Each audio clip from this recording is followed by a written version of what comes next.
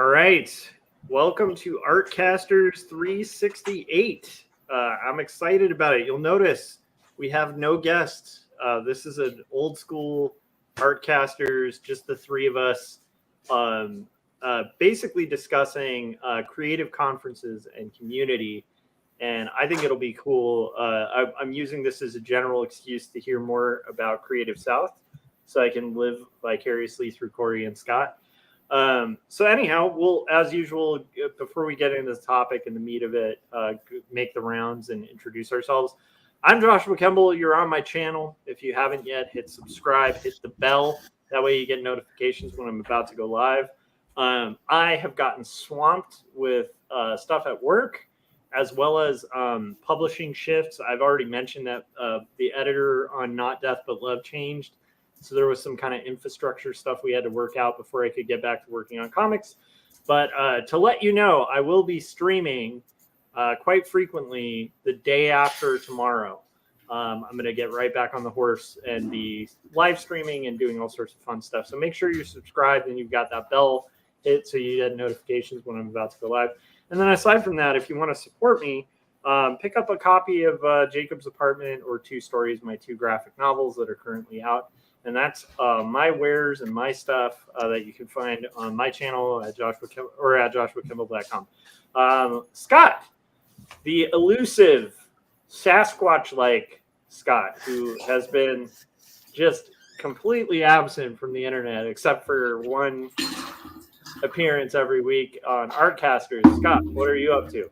Well, I'm working on some new content, so hopefully I can get back to doing YouTube, but still got a little ways to go, but I'm pretty happy with what's coming along. I'll probably, I think I revealed some of that to the people on my Patreon, and then next I'll kind of talk to people on I'll reveal some of what I got coming up on my newsletter, and then at some point, I'll kind of let other people know. But it's happening. I'm working at it, so I'm pretty excited about this. I hesitate to say new direction, but this pivot. Classic band from the early '90s. Yes, that we were all a part of. Yeah, we're two members shy of the new direction reunion. You know what? The next time we have like an Artcasters with Gary and Jim, we should definitely call it like a New Direction reunion. Yeah, I have to brush up on my dance moves. So yeah. But anyway, other than that, but I still have on my YouTube channel, even though I haven't been posting recently, I still have tons of videos up there, including my series Making Comics 101. It is the most comprehensive free course online is on how to make comics. So you can definitely check that. You can check that on my YouTube channel. Just search Circworks on YouTube and you'll find it, as well as tons of other content centered around comics and creativity and all that kind of stuff. Other than that, I've got a website. There's a little thing right there that says my website under my name. It's circworks.com, and I've got a bunch of tools, digital tools for making comics, and I've got physical products, including my comic book, Young and the Dead. It's a kids versus zombie adventure stories. Just think Goonies meets Night of the Living Dead, set in the 80s. It's a lot of nostalgic fun, which is just a preview. There'll be a lot of nostalgic fun coming soon to my YouTube channel. So that sounds awesome. Corey, where can everybody find your stuff? Also, you guys really should be following Scott because there's a lot of really exciting stuff about to come down. Corey, where can everybody get your mugs? And speaking of, also, shout out to Gary Hodges. I saw that the mug that I ordered from Gary Hodges shipped. So I will be showing that off soon. Corey, where can people get mugs, T-shirts, all that kind of stuff? Yeah, you can get that at CoreyCare.com. You go to CoreyCare.com/store, and you can get, this is the page that goes to. We've also got the email newsletter, which I haven't updated in a little while because it's kind of been the end of the semester and the beginning of the next semester, but that is where you can kind of get those things. So if you go there, then you'll make sure that you don't miss out when I do release the next newsletter, which is never more than really one a week. and sometimes less than 1 week, like the last month or so. Awesome. I love it. And those are good newsletters. And also, you guys, if you're curious about the looming apocalypse coming from technology, you need to be following Corey. He's like preaching the gospel of it in a good way. All right. So, and we got Christopher Runsman. We should shout him out. Did everybody hear, Oh, yeah. before we get into this topic, did you guys all see his one-page comic riffing I did. on, what was it? It's like Bizarro Artcasters. Creative Flickers. Yeah, the Creative Flickers, which was like a riff on Artcasters and has, the Bizarro versions of us. I was planning on pulling it up, but I got here too late to get everything loaded. Yeah, it was good stuff. Yeah, we should try to do an episode like that. I was a corporate shill, and Josh was alt-right. Scott was a goth. That's good stuff. That's so awesome. Great. It's really well done. And honestly, if you guys aren't following Christopher Runsman's channel, you're really missing out. He's such a inspiring artist, and he's just knocking out comic pages and having a lot of fun while doing it. So, okay. So speaking of Christopher, we met Christopher through Artcasters, right? And through kind of some community that we've kind of built online. And I'm pretty proud of our community. We aren't the biggest internet community. And if we were a little bit more savvy, maybe we'd have like a Discord set up and really build this community even more. But I am really proud of our community, and it makes me think of communities and conferences and kind of the benefits of sort of those two things. And so I'm basically doing this as a really cheap way to transition to the topic, which is I want to know more about Creative South, and I kind of want to hear it as a pitch too. So first off, why, if I'm somebody who's never been to Adobe Max or Creative South or something like that, and I have been to a few creative conferences, but let's just pretend I'm not. What would you say are the key reasons to go to an event like Creative South? I guess start with Scott and then Corey. Yeah. So the key, it used to be, it was Corey was working on a art piece there it looks like for Creative South. But there was a little scroll there that says, "Come as friends, leave as family." And that's kind of the whole vibe. The other kind of hashtag is hug necks. So when you go there, it's a lot of hugging. It's very much, it's just a cool vibe. Everyone is super personable. There's really no, it's sometimes, a lot of times you go to a conference and there's this kind of barrier between, say, you and maybe some of the speakers or something like that. And you really don't get that. I mean, you basically go up and talk to just about anyone. They're more than happy to give you their time. And it's just a really cool vibe.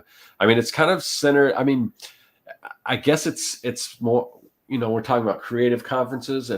I guess sort of more of they would say it's like a design conference, but I don't know. I mean, there was me as well. I would consider myself a graphic designer, illustrators. A lot of illustrators there, a lot of designers. I might have been one of the few people that kind of does comics there. But I remember at the end of the thing, the kind of the MC, he was like, "Is there anyone here who does comics?" And I'm like, "Yeah, I do comics." So, and then somebody out there was looking for somebody who wanted some advice or some things answered about comics, and so I just gave him my information and everything. And you're like, "Here's a playlist on how you do everything in comics that I spent a year making." Yeah, I had to kind of go through my bona fide and everything and say, yeah, well, I they may have been interested in kind of breaking into the Marvel or DC. I said, well, that's certainly an option. It's not your only option. And then But anyway, so there's just creative people from all over. It's in Georgia, so it's a little bit of a drive for something like me or Corey, or well, not a drive. I guess we didn't drive there; we flew. But it's just just leave the visual picture of like a Scott and Corey road trip in people's that heads. would be cool. I wouldn't mind doing that. Yeah, maybe not that far a road trip. I don't know. But we kind of had a road trip a little bit. That would be the end of Artcasters. By the end of it, you guys are just like, sorry, we're over Artcasters. We don't like each other anymore. Yeah, I was in Columbus, Georgia, which is a couple hours. I think it was like a couple hours from. It's a 2 hour. It's a 2 hour drive from Atlanta. Yeah, so we had like a 2 hour road trip. So I guess we got I don't know how much you want. I mean, you want to talk about that whole experience, or because on the way we did some other stuff, like we checked out a pretty cool museum and things like that. So I do want to hear everything. So yeah. I guess before we get into that, Corey, was there any other like thing you wanted to touch on like the benefit of creative conferences and stuff before we kind of dig in? Because I want like the point by point recap of your time there. Yeah, I mean, I think the biggest thing is not everybody gets to live in Portland or LA or New York. Some of us are even to a certain extent, like Phoenix is got a pretty good creative community. I do not live in an area that has a very big population at all.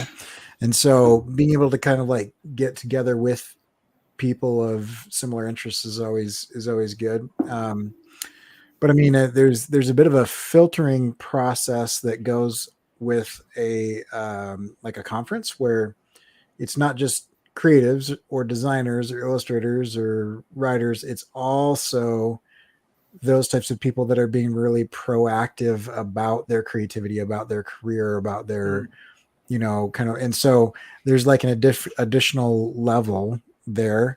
And Creative South in general, because that's true of Adobe Max, Photoshop World, North American Music Merchants, NAMM, quite a few of the different types, New York Toy Show. I've been to a bunch of different conferences in the different lives that I've lived as a creative. But Creative South is interesting because, kind of like Scott said, it's a lot more kind of down to earth, and cutthroat is probably the wrong term to describe everything else, but it's much further away from what I would consider networking. Networking always kind of creeps me out. Like anybody who pitches the idea of networking, I feel like it's like, it's always a little weird, because what they actually are saying is like how to convince other people to give you stuff and help you with things. Whereas real networking is just like being a nice person and talking to other people and helping people out where you can. And that's so like the true spirit of what is intended when people are talking about networking is kind of what Creative South is, versus like a lot of those like networking events. Like, I don't know how many people have been to like one of those like networking luncheons, or, where I've heard them described as everyone has a mean and hungry look, of like, how can I use you, and you can kind of see it in people's eyes. As soon as they realize that you're not a use to them in those conversations, they start like glancing around the room, trying to size up their next conversation. It's rough. And some of those things, like as an art director, I've been paid to go to a couple of those things, right, like where people are like wanting to like sit down with an art director and be reviewed and stuff. And it always, to me, felt like maybe it's useful for like improving your portfolio or whatever. But like, if people are hiring, they're not going to like things like that to hire. Like, and that's right. It's another thing where it just kind of feels like forced networking, which is really strange. I agree with you. There's a falsity to that I think we all kind of can taste and feel, Yeah. And so I got, I don't know, Scott, if you want to put numbers to it, but we probably talked to a few dozen people, and Sometimes they're longer conversations where you're going out and grabbing lunch or dinner, and sometimes they're shorter conversations while you're waiting for a workshop to start or whatever. Mhm. And I really only got that vibe one time. And Scott was part of that conversation and disagreed with me. And so it could have just been me kind of just being off, but that's pretty good ratios, 20 or 30 people. And only one of them kind of gave me the little kind of like, kind of, business bod vibe. And so, that's one of the biggest things about Creative South that I like is, it's not, I don't think it's like a marketing fluff, what they say about like the vibe of it. It really is very collegial, it's friendly.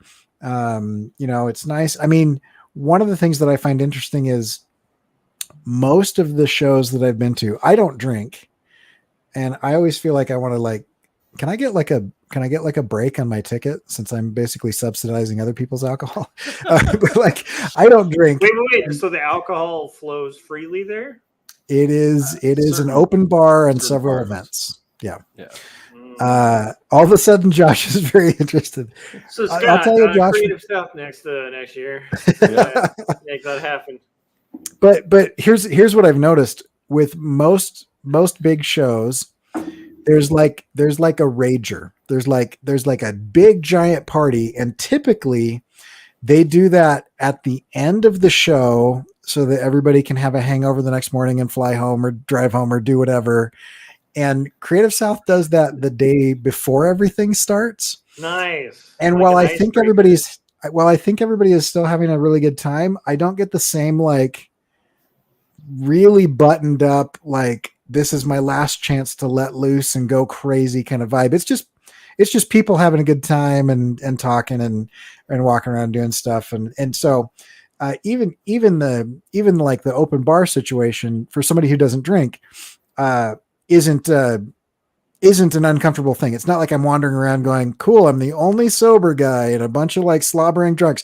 It's like, no, everybody even there at the bridge party is having a good time and talking and very nice. And there's good conversations the whole time. And so, Nice. the fact that there's great speakers and good workshops and events is kind of like a bonus to the fact that there's just, several hundred creators there that are nice. Yeah. That's the biggest part about that show, which is doesn't sound like a great pitch from like a marketing standpoint, but honestly, that's why I like going is because it's fun and you have good conversations. And then for several years later, I've kept in touch with quite a few of the people that I met, on Insta. We'll just message each other back and forth. And we've had a couple of them on the show. We'll have some more on the show. And anyway, I don't know what you're going to say, Scott, but yeah, that's kind of my pitch kind of for it. No, I was going to talk. You had brought up kind of that first big party, which is the bridge party. Which basically what it is, there's a bridge that separates that separates Columbus, Georgia, and I don't know what city, but Alabama. Okay, it's not like a weird like cult thing where it's like you're moving up the bridge. No. Yes. Okay. We're bridging you from your old life to your new life. So it's like a walking bridge, but it's pretty big, and they've got they got food trucks and all the food's all included and everything. There's like Corey said, there's sort of this open bar. You depending on when you get there and what time it is at that party, you may have to wait. And it's a bit of a wait in line. Yeah, a little bit of a wait. But then what they'll have is they've got these giant wood platforms set up like kind of vertically. And then they have this thing called Ink Wars where they'll give everyone a prompt and they have like, how many contestants? What is it? Like 6, 8? I think. 6. Maybe 8. Maybe 8. Is it? I think it's 8 on each side or 4 on each side. It's 4 on each side. Yeah. So they got 8 contestants and they've got an hour to do this, basically do a mural on this board and everything. And, there's music and all that stuff. We got to see some of Corey's dance moves. So people were breaking out and dancing. And then Corey, like that caught me off guard. He just kind of went out there and he had some moves. So I was. Did I not break dance the first time? Did you? I don't. Maybe I just forgot. But yeah, he was. Well, the only reason I ask is I used to pre-motorcycle accident have some aerial moves that I could do. I was a little bit more hesitant to try some of the inverted things with with a rock cobblestone Yeah. floor and not having tried it since breaking my collarbone. They did not roll out the linoleum or anything like that. But No, it was so there's no spinning. I didn't do any spinning, and I didn't do any Bronco or the Worm, though several people did. So Jim was curious if it's true that Creative South is exactly like Bohemian Grove. Did you guys sacrifice any beasts to Baphomet? Is basically what I'm saying. At Creative. That was a workshop I didn't attend. Oh, okay. Yeah. Because I've heard that's the best thing to attend there. So the Clintons and the Luhans. So it sounds like a great event. It sounds like a creative kind of shot in the arm too, which is really cool. And and on the note of like what we were talking about with and Gary mentioned also in the comments, where it's like it's so off-putting when you meet somebody and you know they're doing that calculation of like what can this person do for me, right? And also it's something I'm sympathetic to, especially with younger artists, right? Because like it is that frustrating situation when you're a new artist, right?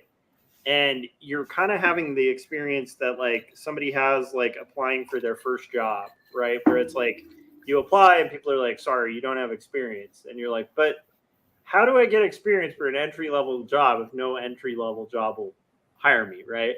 And there's that feeling when you're trying to break into art where you're like, I need a shot, right? And you're desperate for like a shot in art. So I understand the desperation and the kind of desire for younger artists to kind of do that. But real networking does happen quite often in much more organic ways. Like I think Scott, Corey, and I are really networked together. We didn't do that like as some sort of like, haha, Scott can do so much for me or Corey can do so much for me. It's like we've hung out a bunch. So it's like, if I ever need like somebody who knows animation on something and Corey's free, I'm going to go to Corey, right? Like Scott, when he has comic projects, has come to us. Like it wasn't like some dark cornered networking thing other than the whole Baphomet sacrifices and stuff that we've done together. But aside from that, like it wasn't like it's like real networking is more organic. So it's kind of cool that it's built to kind of encourage more one-on-one. To me, that sounds really exciting.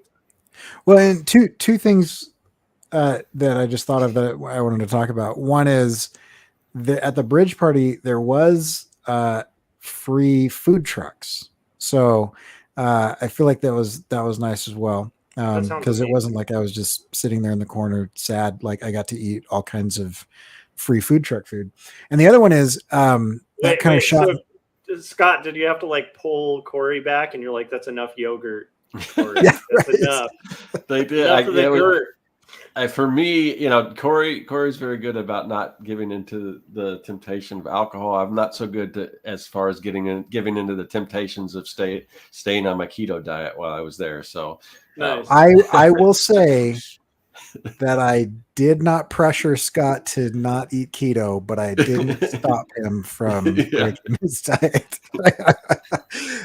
No, but the shot in the arm of the creative thing, like I think it's a normal thing to get kind of like cyclical in your creativity, especially if you're doing kind of a cyclical process. Like if you're able to batch stuff, and it's like, well, for the next 6 months, I'm inking, like that's different than like, okay, now I've got to come up with a new idea and fully execute it. And now I've got to come up with a new idea and fully execute it. Or now I'm in the writing stage, or now I'm in the thumbnailing stage. Like there's different parts of that. And so for me, I had been doing these kind of t-shirt designs with these essays and stuff, and Creative South was really well timed because while work kind of ramped up to get really stressful, I also kind of reached to the point where I was like a little, I wouldn't say burnt out, but I was definitely kind of like approaching like one of those kind of more slumpy areas of that cycle.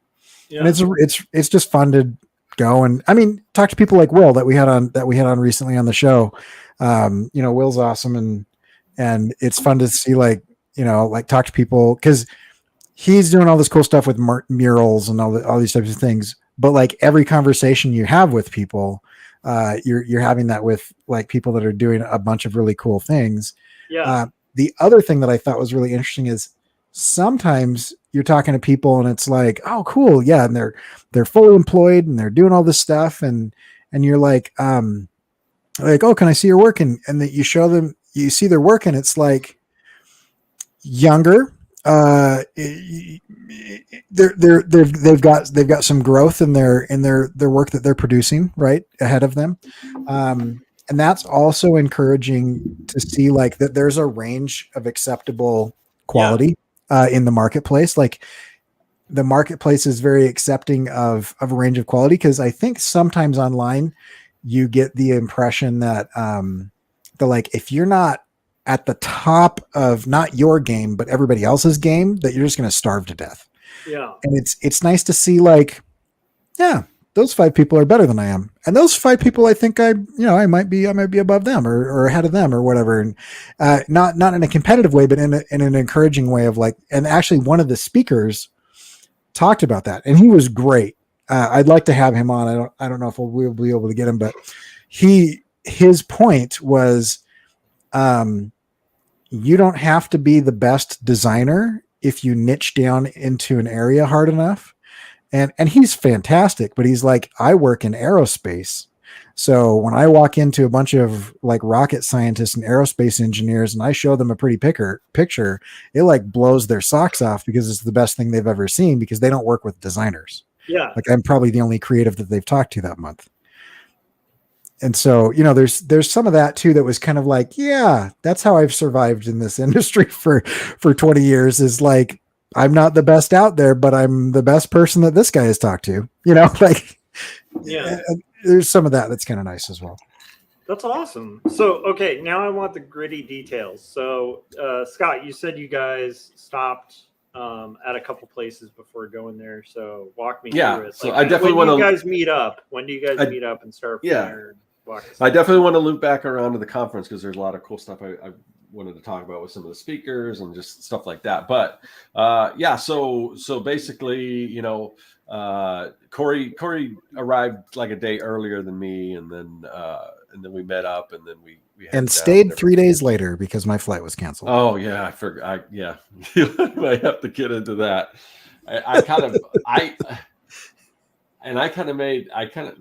I'm almost kind of regretting it now, because it was a very different situation. I don't know if we want to get into that now, because anyway, so Corey, I'm not sure what you're referring to.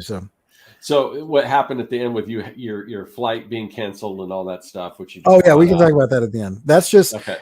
That I'll just say it was a typical Corey Kerr trip, in that something catastrophic happened that didn't actually ruin the trip, but was extremely frustrating. Yeah. Which is kind of every time I travel more than 50 miles from my house. His airline and my airline, we kind of had different experience with how they handled certain things. One was Kerr Air and the other was Circling Air. But anyway, one smoother than the other. Yeah, we'll have to get to that, but you'll kind of tease that towards later. Anyway, so that's good YouTube foo right there to say, hey, stick around to the end of this video. You guys, not only that, we'll be more likely to get to that story if we get super chats right now. And what are you doing if you're watching this right now and you haven't hit that like button? What are you doing? What are you doing in chat? You're using our chat without hitting like. It takes. What we've got to do is we've got to do the threat of like, I won't even tell you that story if I don't get 50 likes in this video right now. That's right. We have a bar here. I need to reach about $1 in donations for this stream to continue. Okay. Anyhow, so go ahead. Sorry, Scott. Yeah. So we went on. Hit that like button. Seriously, hit that like button. Okay. Go ahead, Scott. So we did our little road trip, of course, stop for lunch, all that kind of stuff. And then, but beforehand, I was watching a YouTube video, and it was about this lunchbox museum. And they said, oh, we're in Columbus, Georgia, a lunchbox museum.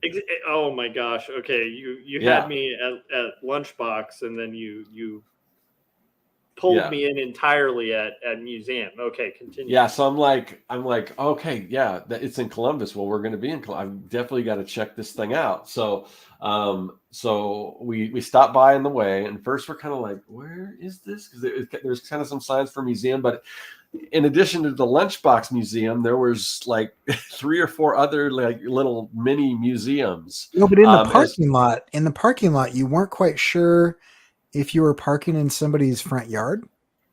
Like, I think the guy lives there. So yeah, and the people there are just like super, it's the South. People there are super like friendly and everything. So, yeah.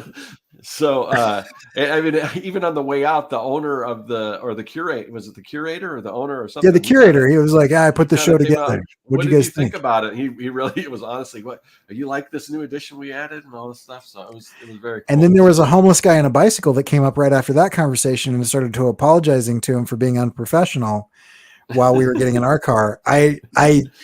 It will bug me till the day I die that I don't know that story. Yeah.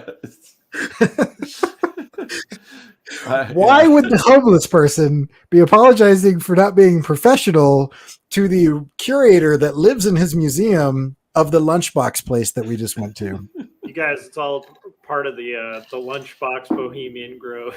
I love it. I would recommend going there just to see stuff like that. Okay, so you have to tell us a little bit. Sorry, this is a deviation, but the Lunchbox Museum. Yeah. What all is there? That just sounds rad. So again, first of all, we kind of walk in and it's like a kind of like an antique shop. There's just a bunch of old stuff, whatever. And we spent a lot of time just in this open area in this antique shop, and Corey took a bunch of he was just taking a bunch of photographs and things of all pulp novels and old album covers and stuff, just to use for inspiration or maybe build a project with or whatever. And then so we go in and the guy there's just we said, is this the Lunchbox Museum? He says, well, yeah, this, and also there's there's a radio museum and a RC Cola museum and all these different museums. So for me, I think still the one, I think my favorite was still probably the Lunchbox Museum, because it's like pretty much every lunchbox you can think of or imagine from your childhood, if you're old enough to remember lunchbox, the old metal lunchboxes up to when they started making the plastic ones, which aren't as impressive. But yeah, I mean, you get to see them up close. You can pick, and it's not like they're behind glass or anything. You can pick them up, look at them, and everything, and it was just really cool just to see all that nostalgia and everything. That's awesome. Yeah, I took a bunch of photos and videos. I don't know if I'll ever do anything with them, but yeah, so that was cool. And the rest of the museums were pretty cool too. Just kind of the radio museum was kind of cool, just old radio paraphernalia and stuff like that. And just the history of RC Cola, which I guess started in somebody make me full screen while Scott's talking. Can you make? Oh, okay. He's got pictures. Wait, hold on. What do you do to make them full screen? You just hit solo. Oh, there we go. Okay. So I'll just be flipping through stuff while Scott continues to talk. But these are. Oh, now you're not full screen anymore. I wanted to full screen with us on the side, but I don't know how to do that. So there, okay, go ahead. Okay. So you can see some of these, and then what was the typewriters? Was that just in the antique store? Yeah. So there was also like an old radio museum that had like a bunch of different radios, but these are some of the. I love Reptilica right there. Yeah, there's just a ton of these, and then this is the kind of Chero and RC Cola. Oh, I love old cola ads too, like the colorways and the choices they had to do because of the color limitations. It's that stuff can be so inspiring. Yeah. So, and then there was the radio museum. This is all in the same building. That just makes me want to draw. Just seeing that. Seriously. In the guy's front yard, it's just all of this. So Christopher Runciman was asking if they have thermoses, and he said he was asking for a friend, and then he said it's Jim.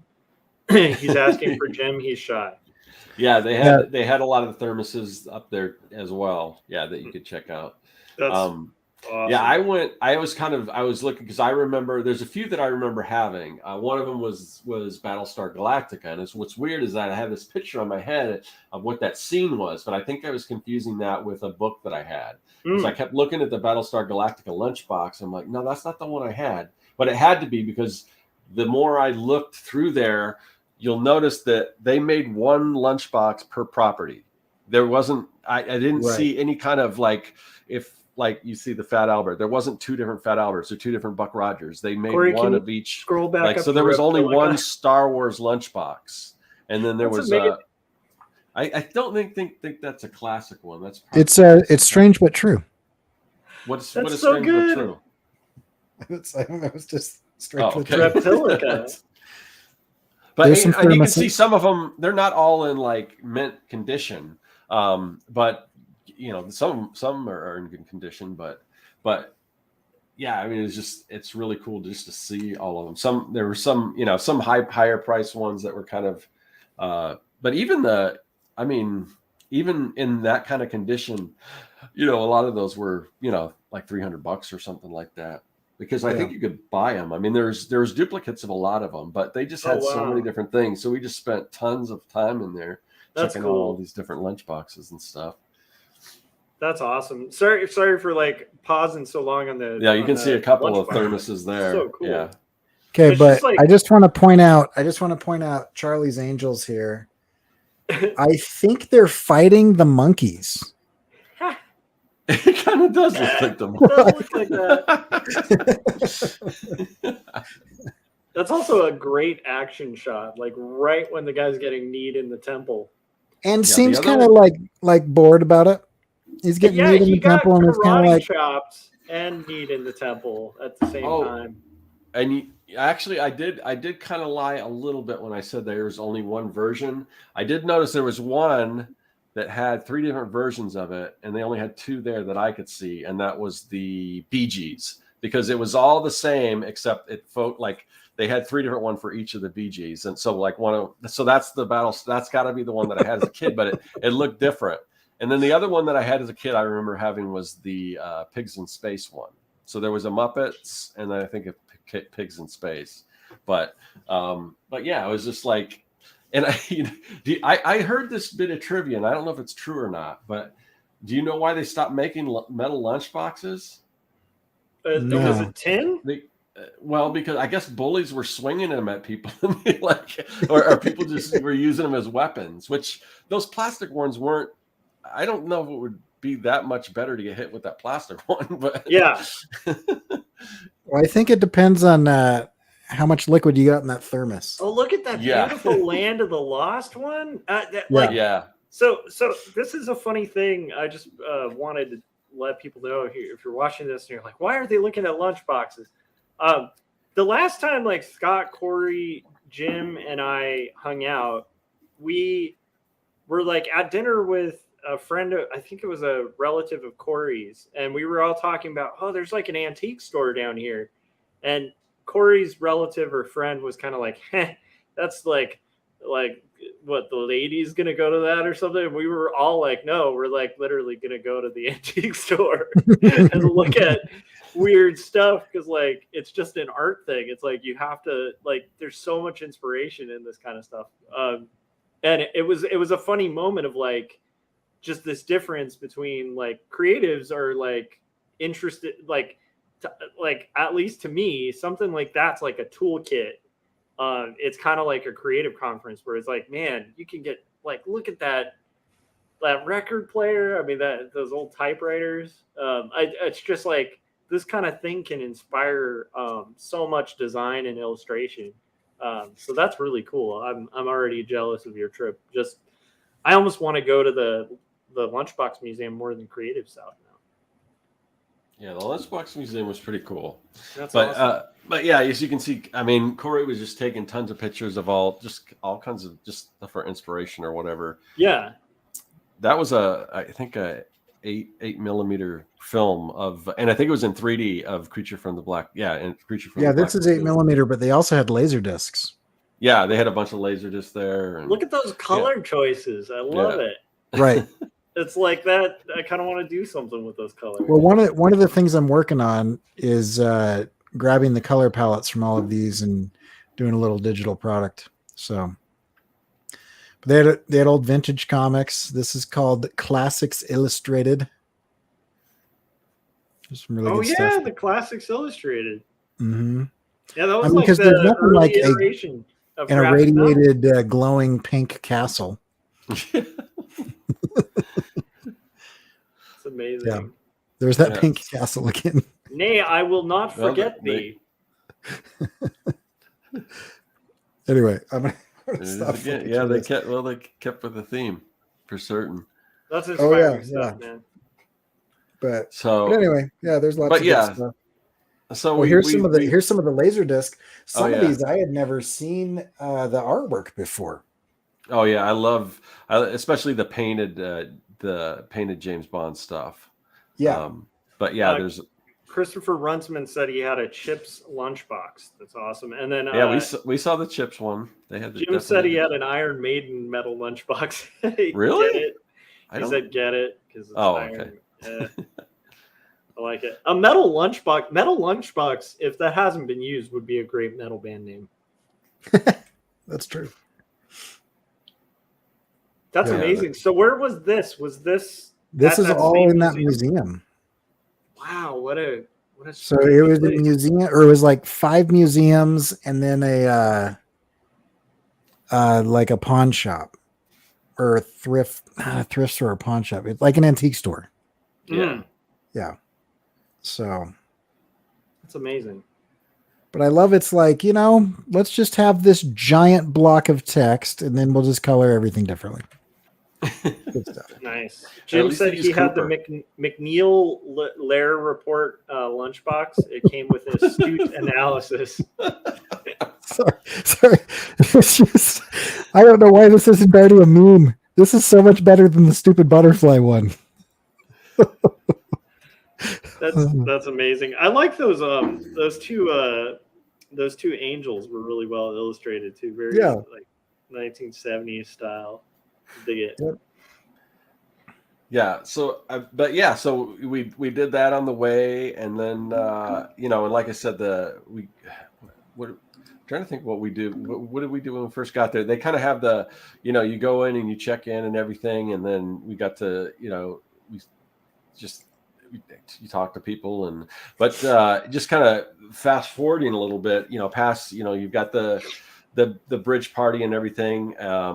So the bridge party is like you guys kind of explained it, but so it's an open bar kind of thing, and it's like a party, but and it takes place on the bridge. Is that it's outdoors. It's a walking outdoors food big trucks, walking bridge. Yeah, food trucks.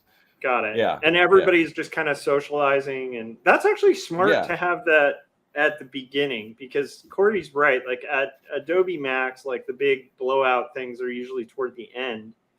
The big blowout thing is like, I gotta go work on Monday. Screw everything. Yeah. Yeah. People get wild. The nice thing about Adobe Max is they usually have like something for the designated drivers. And so the last Adobe Max that I went to, they had built this train, and it went all throughout this park, and there were just chocolatiers making chocolate and putting it on the train. And so I just stood next to the train. You're just like, it's like conveyor belt sushi, but I just leaned in and had the train drive into my mouth. Yeah. That's hilarious. But yeah, like even that, like the idea of having that at the beginning is really smart, just to like loosen people up and get people familiar with each other, rather than like at the end where it's like just kind of a big blowout, like let's all party because we have to go back to work. That's pretty cool. So okay, it kind of gives a chance to socialize in the beginning and kind of meet people, and then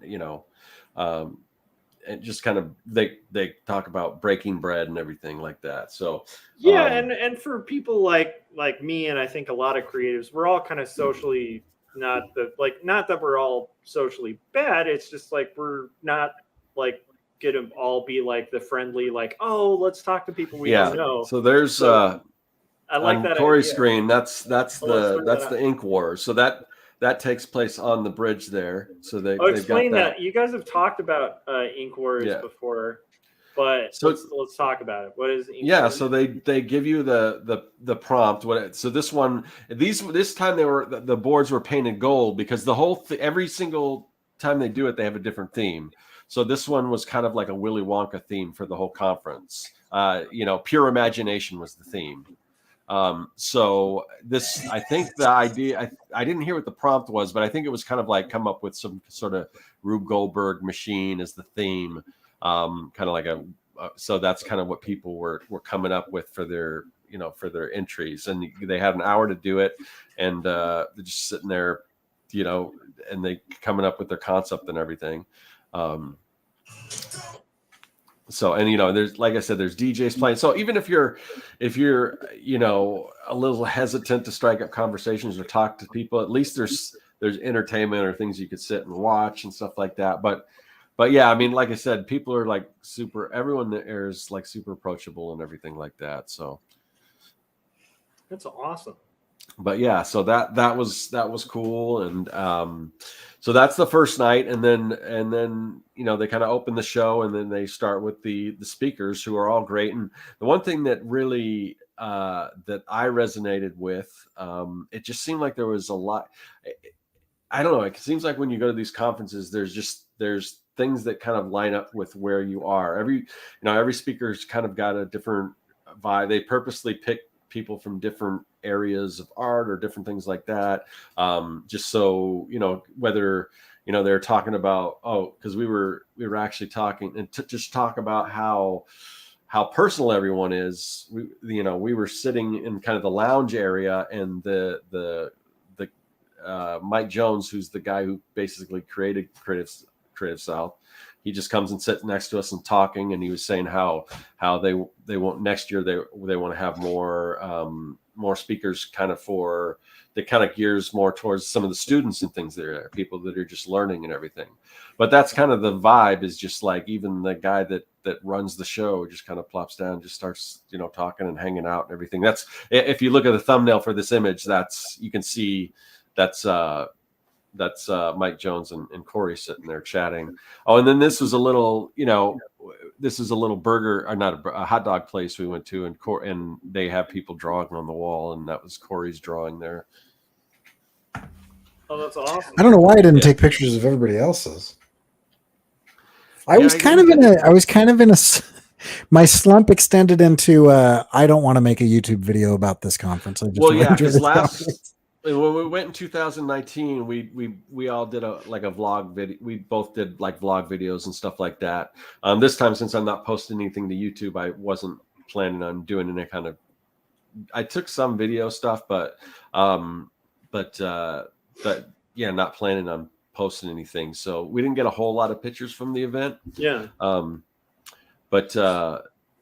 who were do you want to get into like kind of who some of the speakers were that you guys checked out?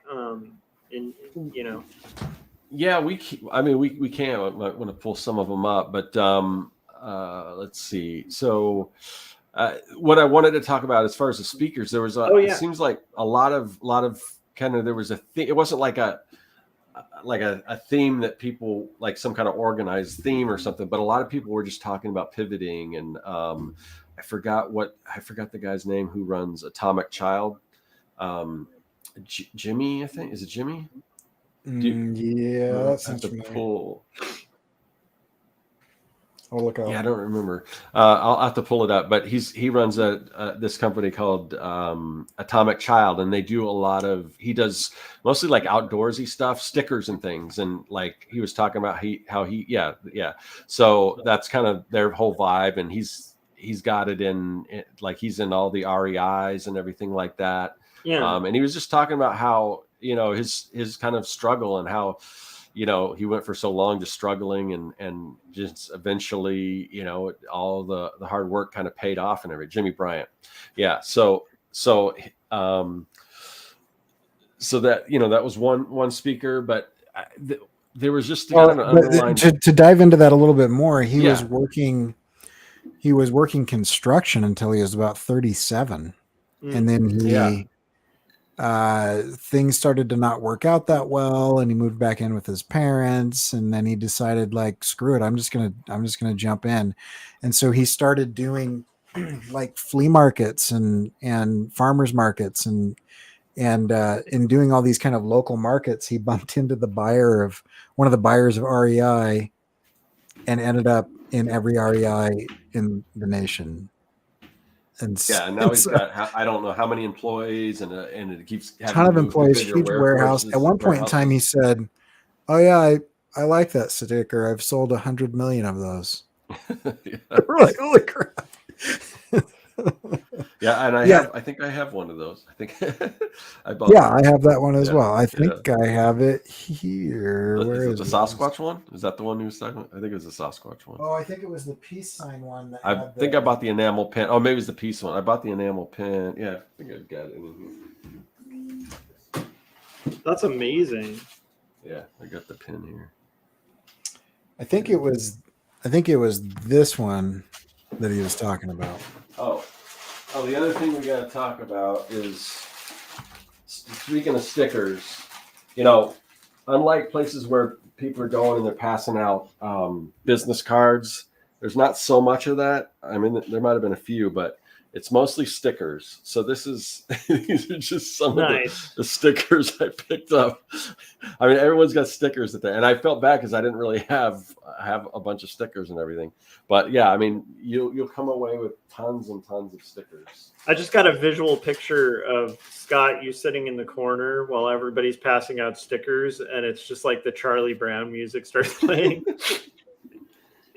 Well, it's where you're like, I have stickers too. I just didn't bring them. Oh, no, seriously, the sad thing about it is, like, it's Scott and I.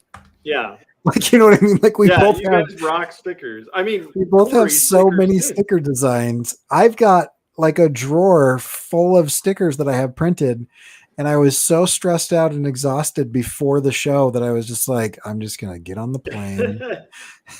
So the whole time I'm like, dude, this sucks.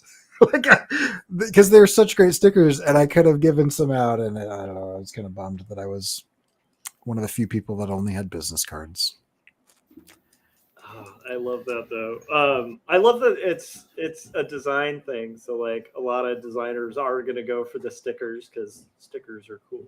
So that makes a lot of sense. Okay, let's get into that was one of the speakers. Okay, did you guys?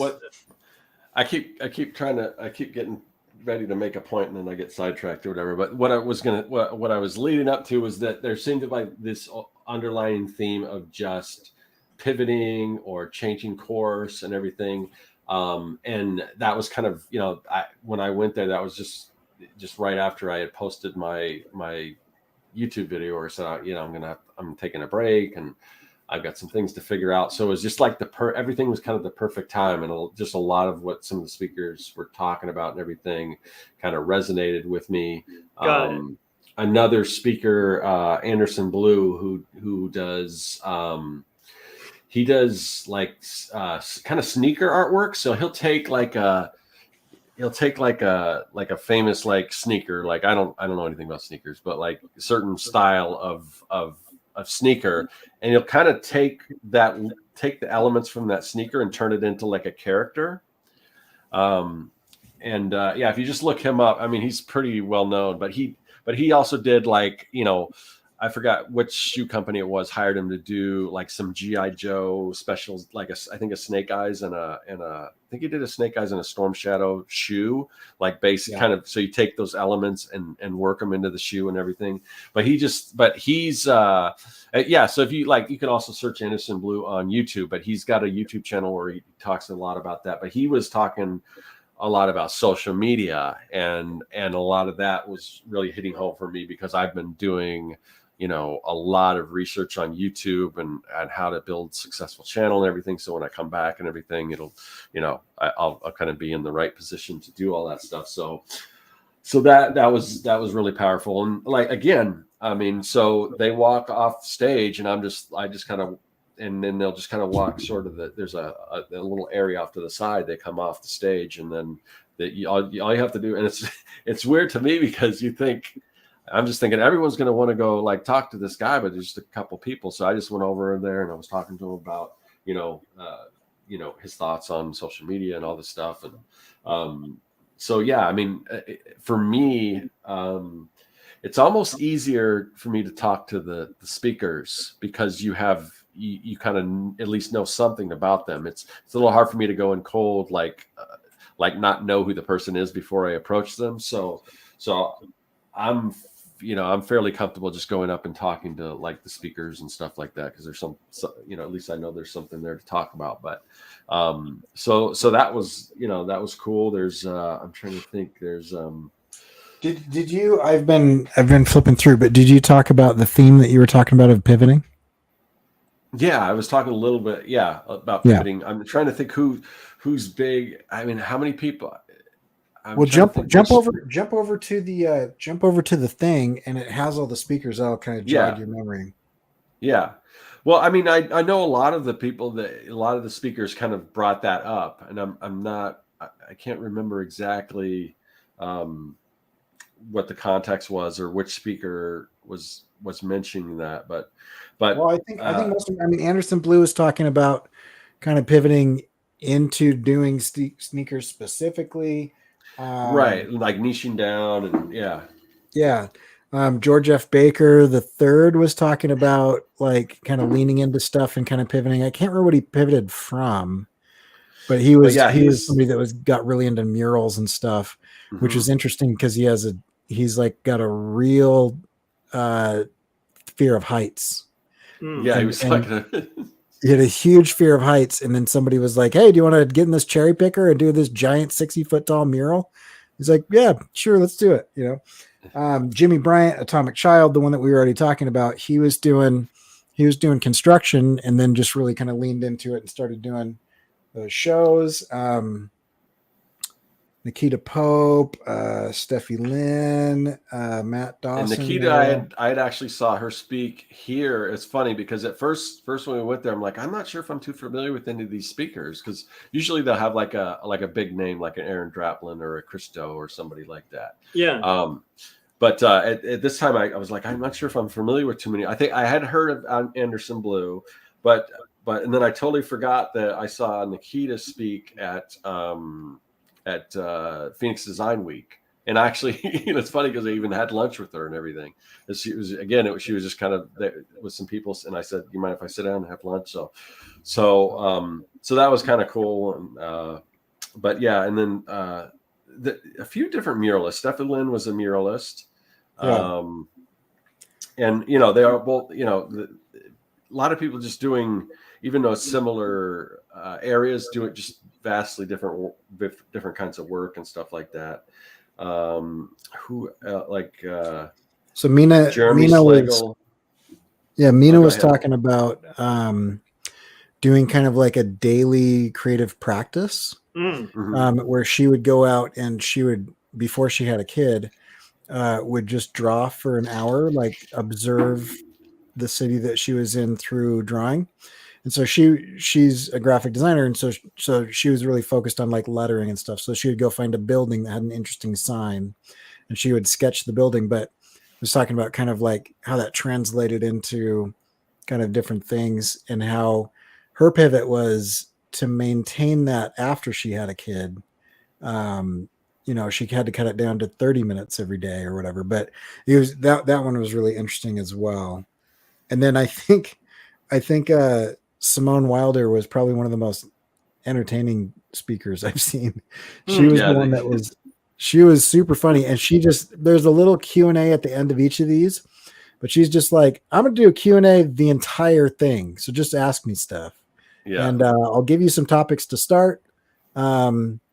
It was something about soup. Like it was a controversial take on soup. Her soup was what that it wasn't. Soup is not a meal.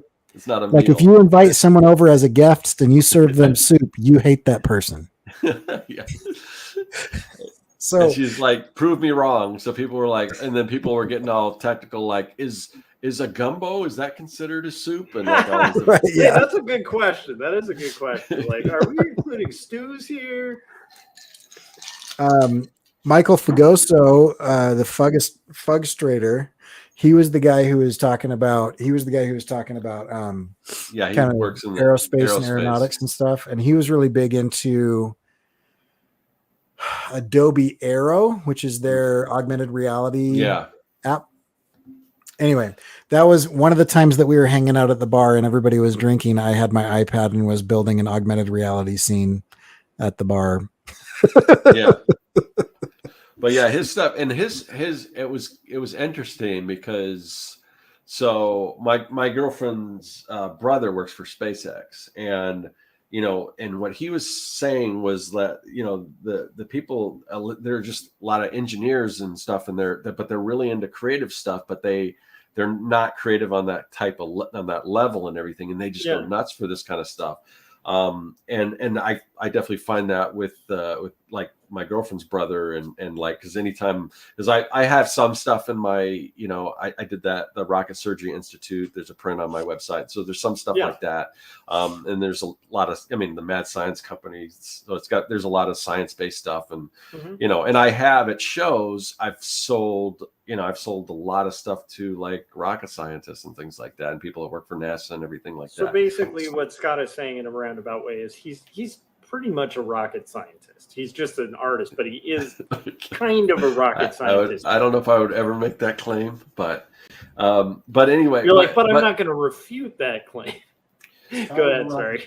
But he was right in the fact that he was kind of saying that, you don't have to really be the best, but if you niche down and everything, and his stuff is just amazing. Like if you look at his, it's kind of like a vector style, but then he puts almost like a DKNG kind of vibe to it. Where he'll put all these textures. Yeah, it's a bit of a paper texture. Yeah, it looks like it's cut out of paper.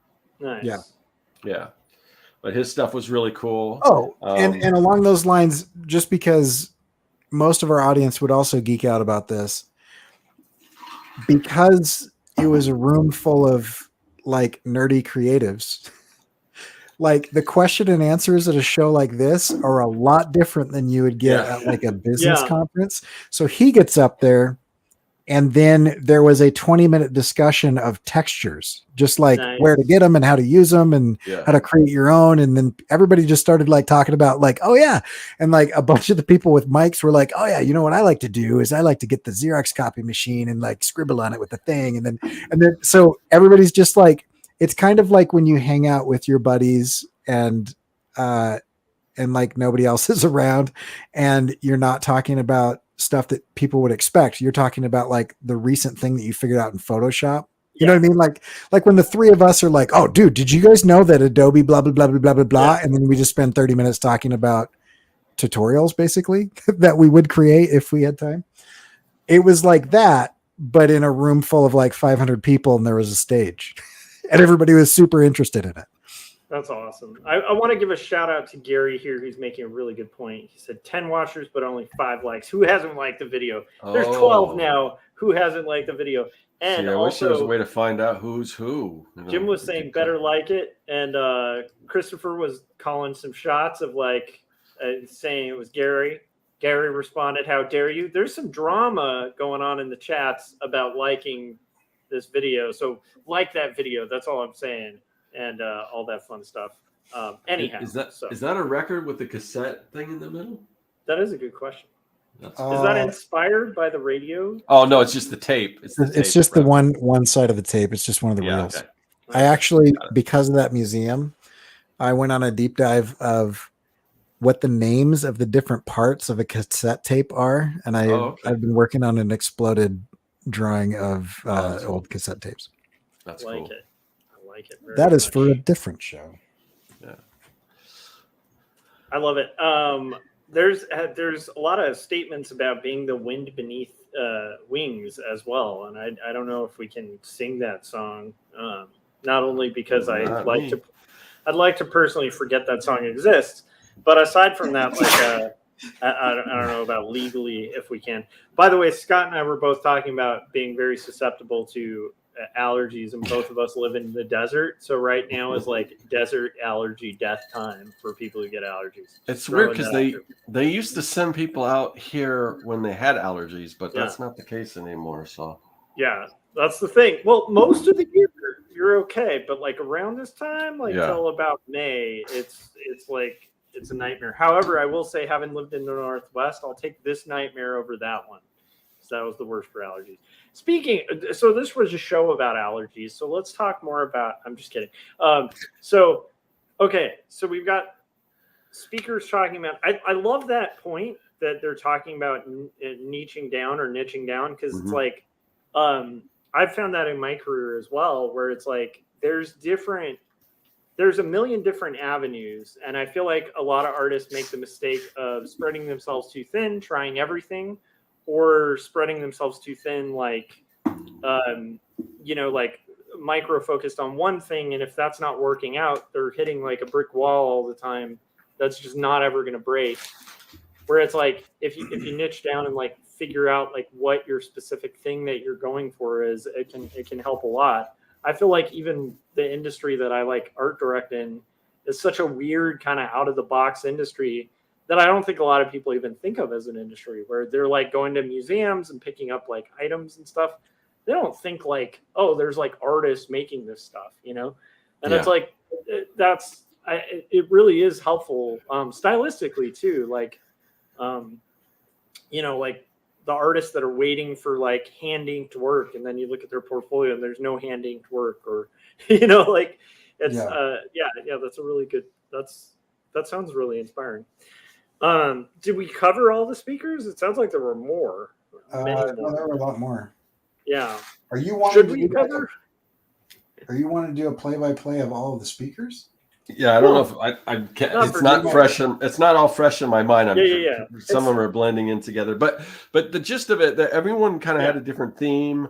Some people were talking about sort of, mental health. People were, some people were talking about just, like I said, a lot of pivoting, a lot of, how, where their career changed, or just all kinds of different aspects. So I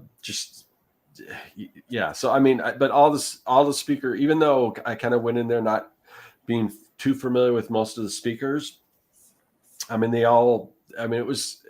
was kind of cool, because sometimes when you do get somebody like a Christo or something, where they're just like the guy's like a millionaire, multimillionaire, or whatever, and so sometimes it's a little like, oh yeah, well, I don't know if I can ever aspire to be that, but some of these people were just like we were talking about Jimmy from Atomic Child. He was just went on about how he struggled for so long, and then it kind of, he found what kind of worked, and now so and it's good, because and he was kind of older when it hit, so you can, and me being my age, and me making a change now this late in my life, that gave me some confidence that it doesn't really matter how old you are or whatever, you can still, kind of pursue different areas. Because my career's changed so much throughout, I mean, it's constantly evolving, and now it's evolving again. So it just kind of, the whole vibe is just kind of like, it just,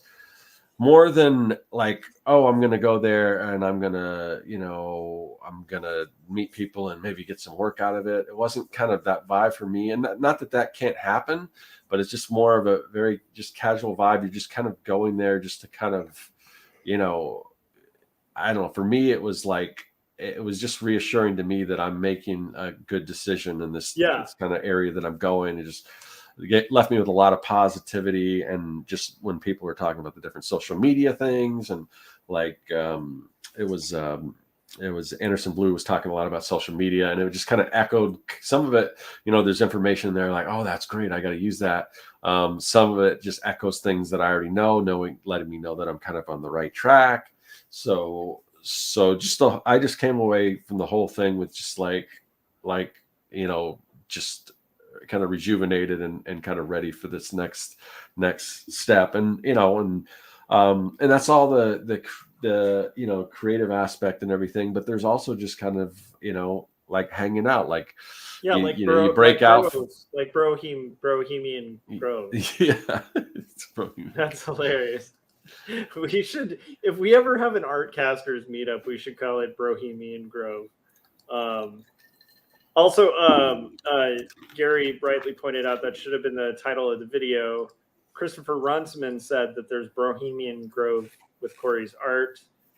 And Jim Lujan said he's allergic to sexy, and Gary makes him sneeze.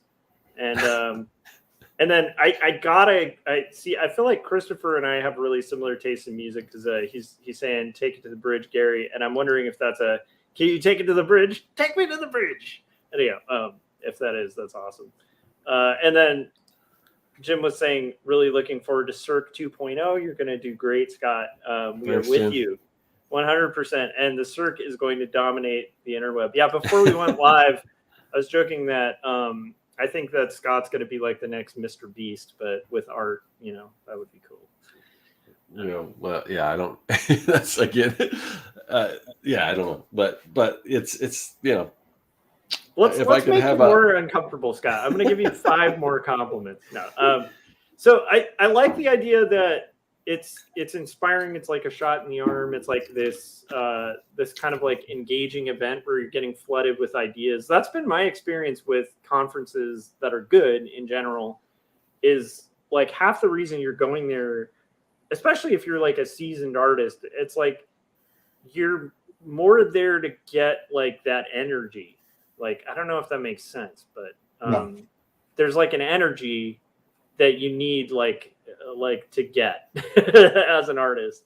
And it's like that. It's the energy you get from walking into like a museum of old lunchboxes. There's an energy there where you're just like, oh man, like this makes me want to make art. Like, oh, that's a cool colorway. That's a cool way of doing things. And also you're right about, Scott, like the encouragement you can feel from seeing other artists, the different avenues they've taken and their different journeys.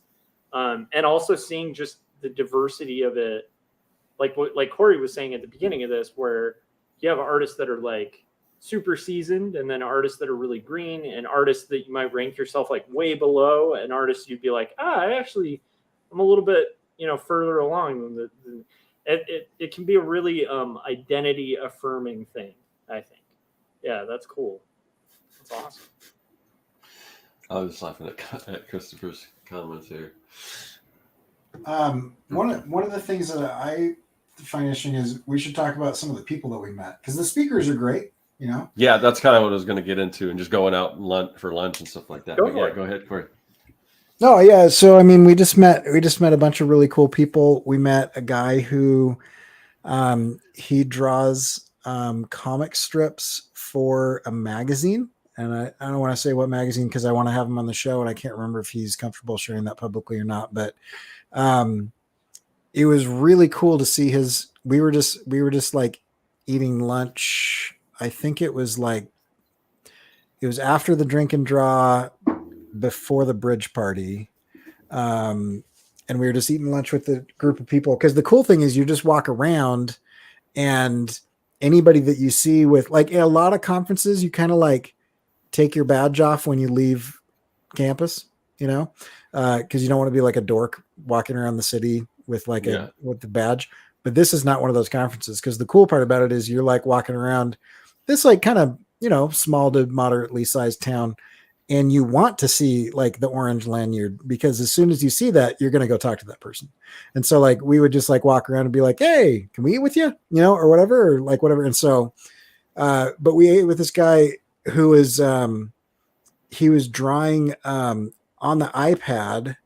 How would you describe that style, Scott? It was cool. It was kind of like chalk and colored pencil. Like it was like rough sketch finished. I don't know how to describe it, but a bit of like a exaggerated anatomy, like type of thing. Anyway, and he was like drawing comic strips of like events that would happen. So there'd be like events that would be, like they're telling a story of that would kind of relate to this magazine. And so they were like editorial illustrations, but also comic strip cartoons of like how the event went down. And that was like his full-time job. And he's like, yeah, I love it. It's great. And then I also get to Is do that Jason you're talking about? Yeah. Okay, yeah. And then he's also kind of got a side hustle too, that he's like a YouTube stuff that he's doing. So painting and stuff like that. So yeah, and we're definitely Yeah. going to have him on. We're going to have him on the show for sure because he's interested Yeah. in coming on. Nice. Yeah, and then at that same lunch, there was also, I forget this guy's name, but he was like really into AI generated art and design, and he was kind of incorporating that into his practice. And he had already kind of played with like augmented reality triggers and that type of stuff. And so, I mean, it's just a range of everybody from whatever. But anyway, that was Did kind you of get big. into like a street fight with the guy, Corey? I was trying to be collegial, so I just imagine Corey being like, "Wait, you do AI and augmented reality?" It's like the switchblade comb comes out. Yeah. Well, I don't know about the augmented reality because it seemed like Corey was getting really into that because like he said, we were at the bar and he was like playing around with all that stuff. Yeah, there's no reason not to be blunt. I think augmented reality is kind of boring. I played with it. I experimented with it. I think in about 30 minutes, I plumbed the depths of that program and found it lacking. It doesn't do a lot. I neat. don't think it'll hold up over time. I think people will get bored of it quick. There'll be something else that comes along. I think it's popular with pirates personally. That's what Yes, I do think that if you add a few realities to the end of that acronym, that it would be popular with pirates. The one thing that I think would be interesting is incorporating augmented reality and animation with murals. That's the one thing where I'm like, I could see that being pretty cool. You know, like if you're doing like we had Will Bryan on recently, and what he's talking about doing is like, he'll convince a city to do like an art district and do all of the murals around the thing. I think if you had like an augmented reality interaction with each of those murals, it would encourage people to kind of like do a little walkthrough tour.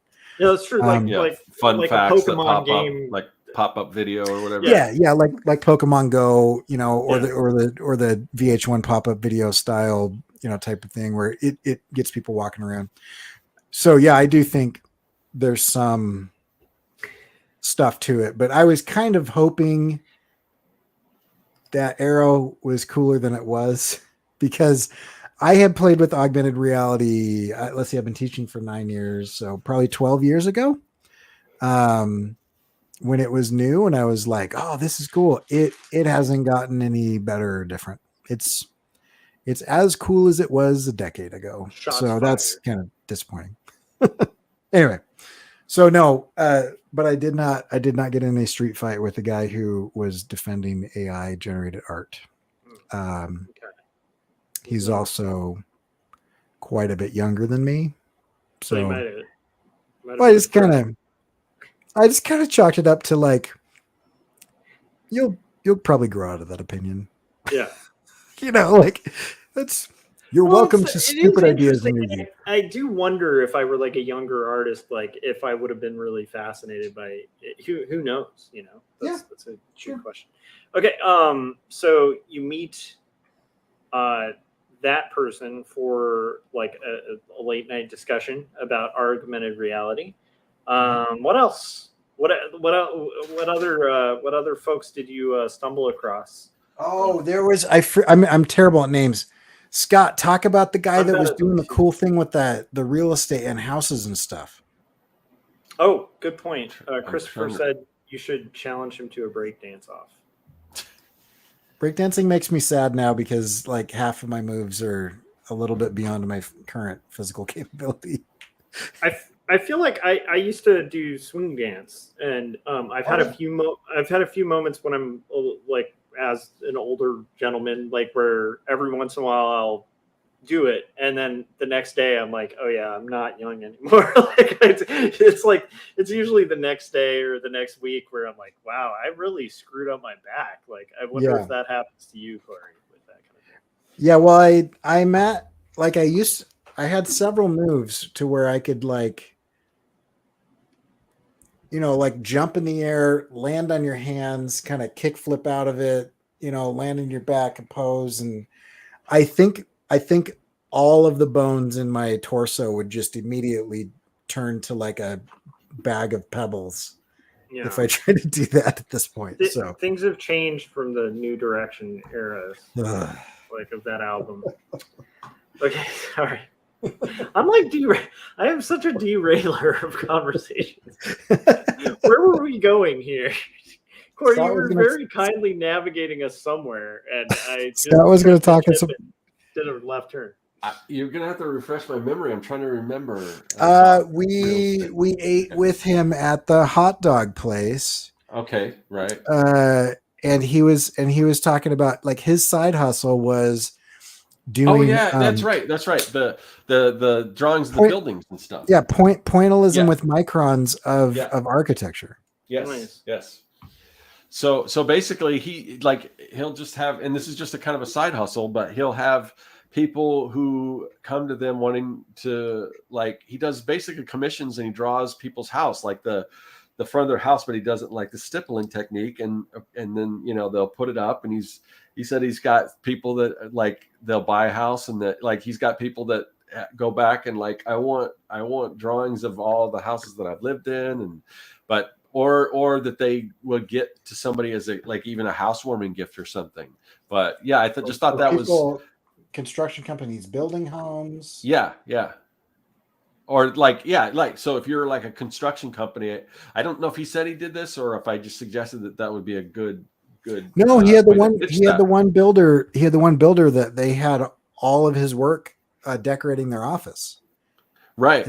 But I was thinking you could take that idea. I mean, because when I hear something like that, I just get the wheels in my head turns, like all the different applications or whatever. But like a realtor who sells a house to somebody could give that as a housewarming gift, because right. So I mean, because I know when I got my house years and years ago, they gave me this big bucket of tools and things like that as sort of like a housewarming gift. But man, I got nothing. Yeah, I'm like I got nothing. I got some junk I had to clear out from the house we bought. You drop hundreds of thousands of dollars and you get nothing. It's like, I mean, they can afford to like take a little bit of that commission. Well, especially with that commission. Yeah, you're right. They could have at least given us like a box of C's candy or something. The guy that I bought this house, and they agreed to do some stuff, and we showed up, and the house was like trashed, and the realtor was so embarrassed that he cut us a check for $250 to hire a cleaner. He's like, I'm really sorry. So I guess that's kind of a gift. I had to spend it on janitorial, but yeah, I like that he makes you spend it instead of spending right. it. It's like, no, here's what you do. Fix it. I was like, dude, come on. That's hilarious. Yeah. I love this. There's a lot of creation of Jim was saying you got Kremlinated.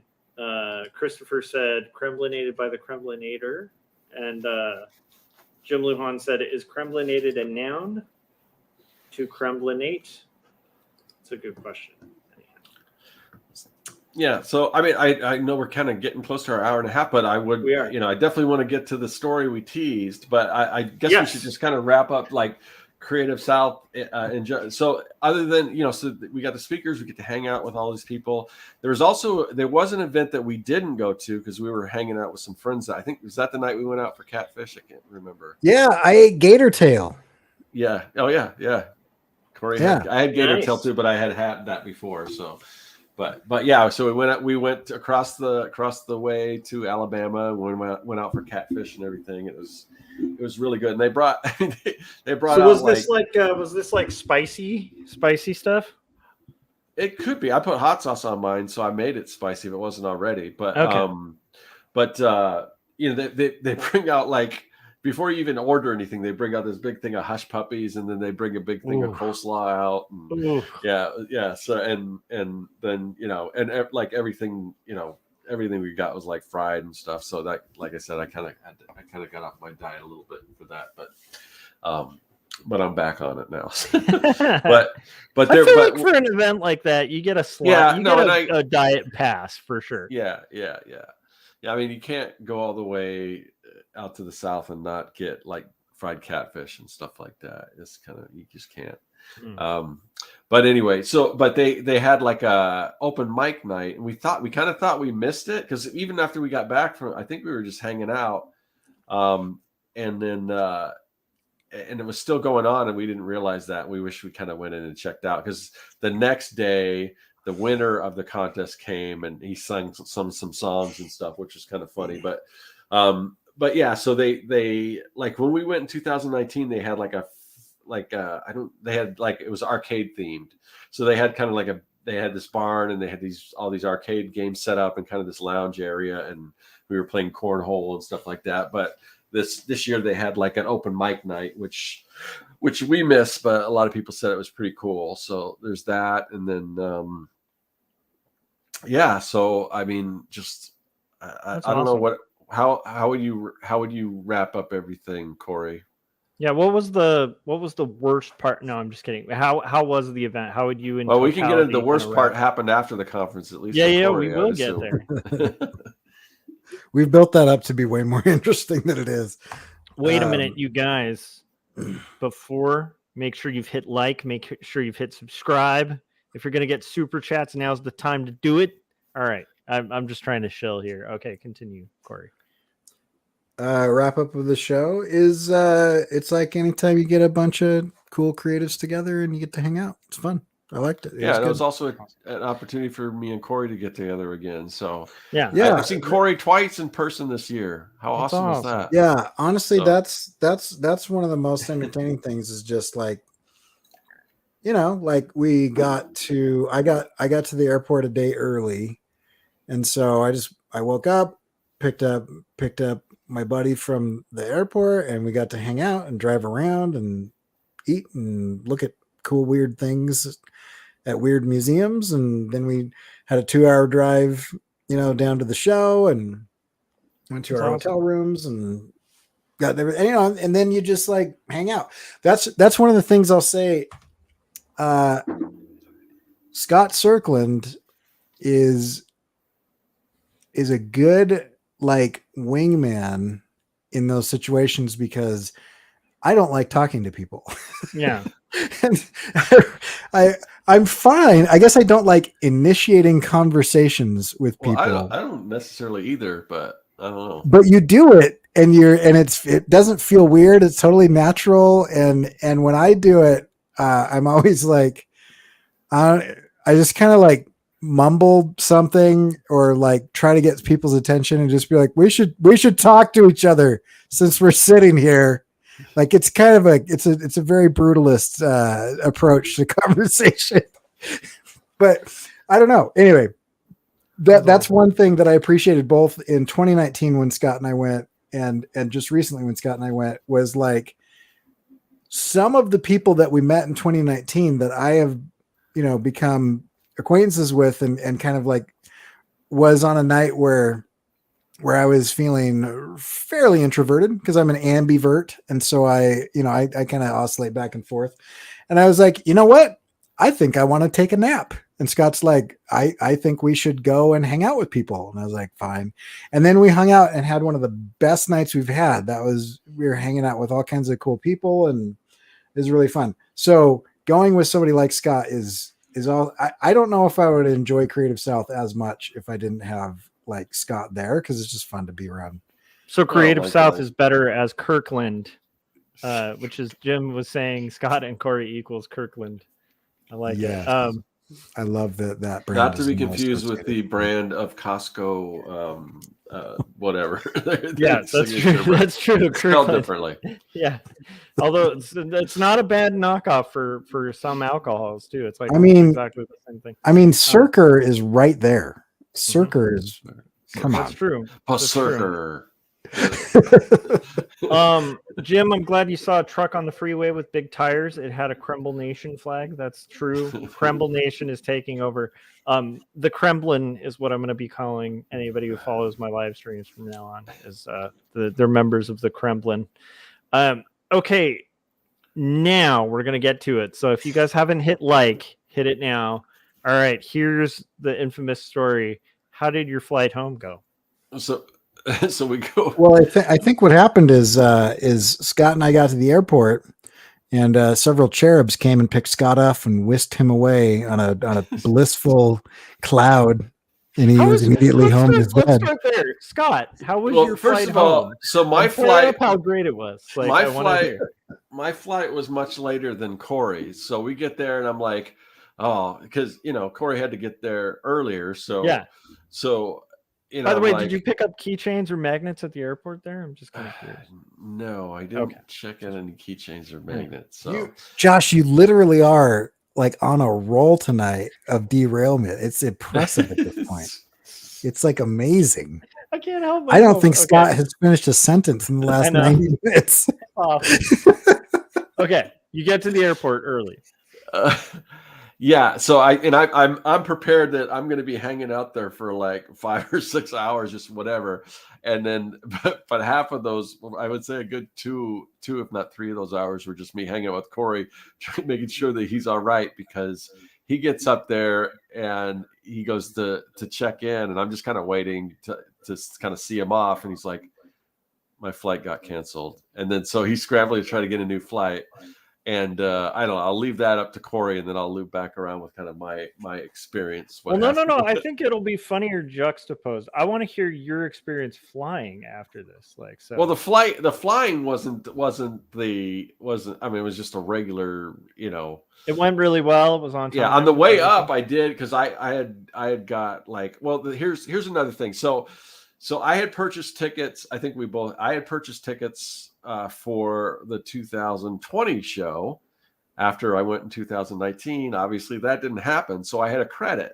But in those 2-3 years, that credit, the amount of money I had to spend for my plane ticket was the same as I paid originally. So it like doubled. The price of plane tickets doubled in that amount of time.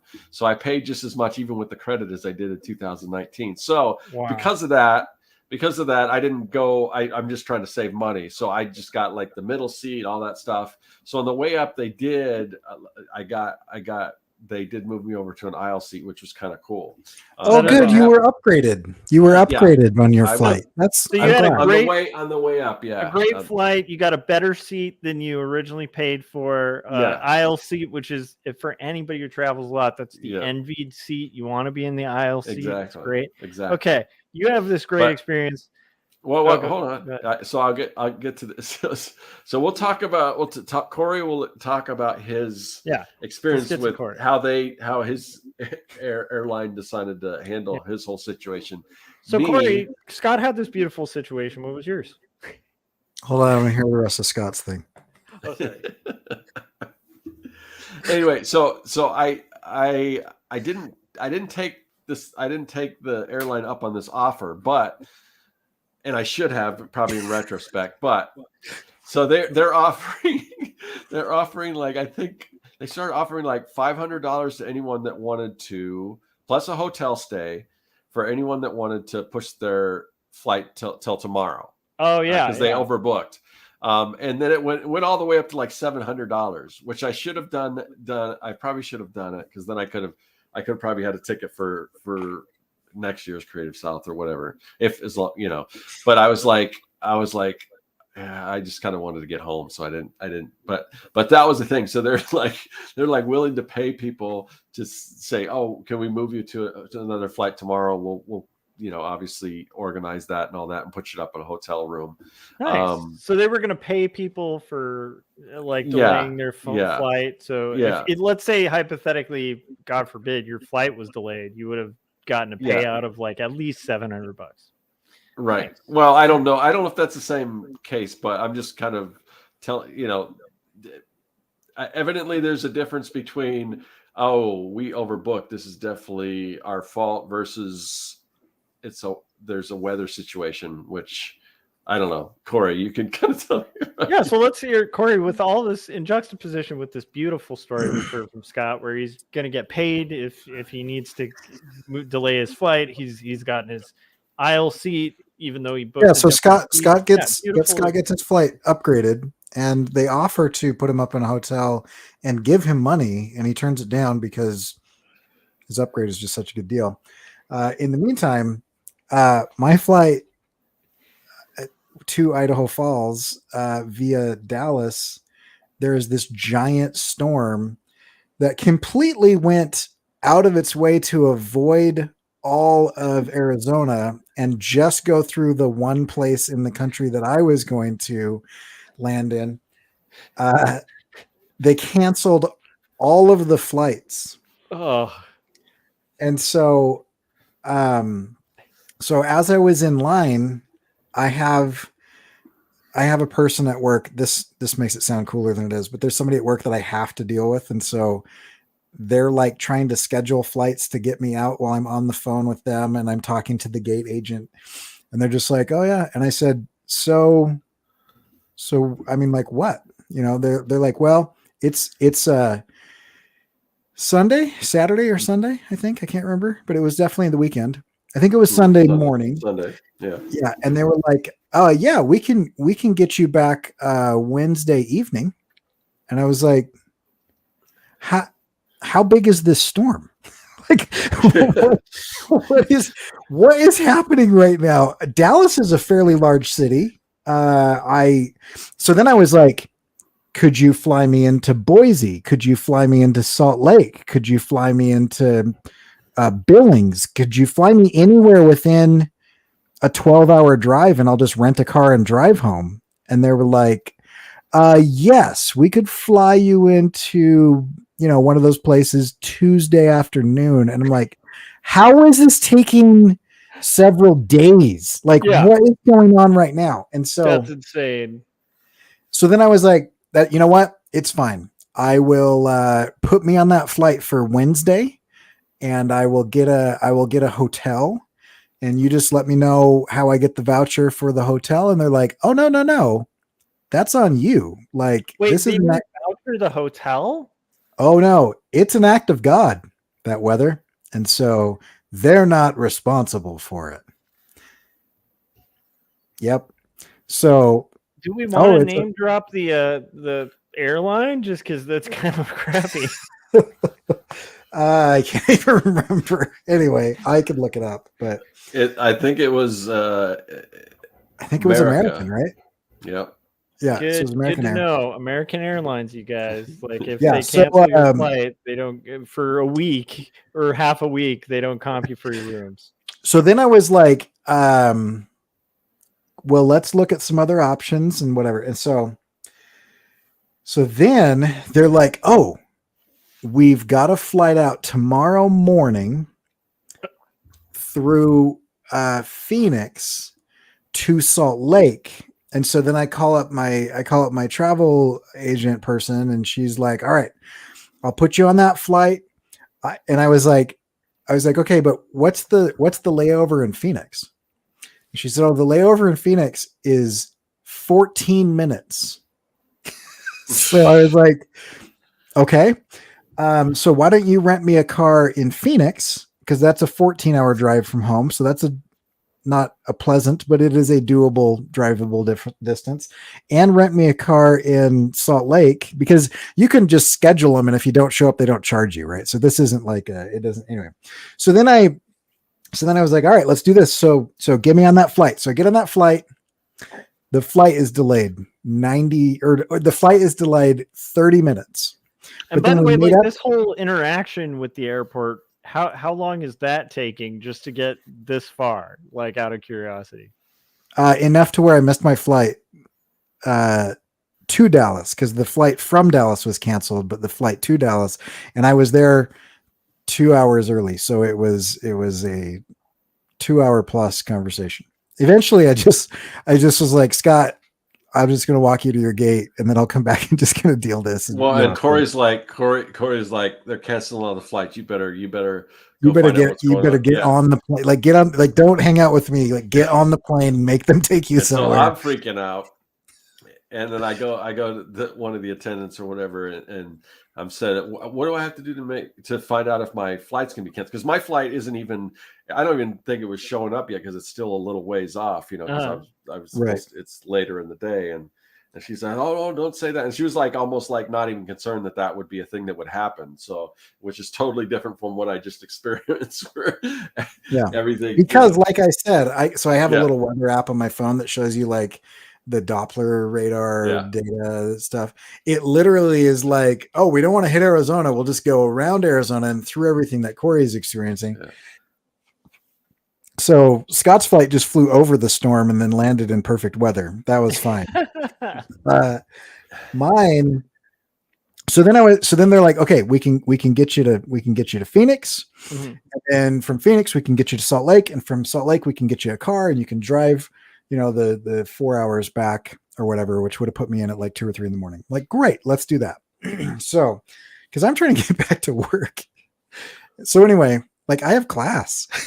like there are students waiting for me in class to do stuff. And so I get on the plane to go to, so I had to get a hotel that night. So I got a hotel. So